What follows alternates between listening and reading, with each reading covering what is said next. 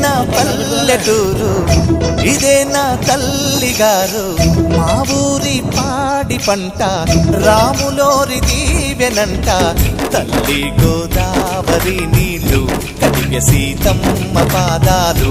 ఊరంతా hi hi hi, మనసంతా hi hi hi. ఇదే నా పల్లెటూరు, ఇదే నా తల్లిగారు. మా ఊరి పాడి పంట రాములోరి దీవెనంట.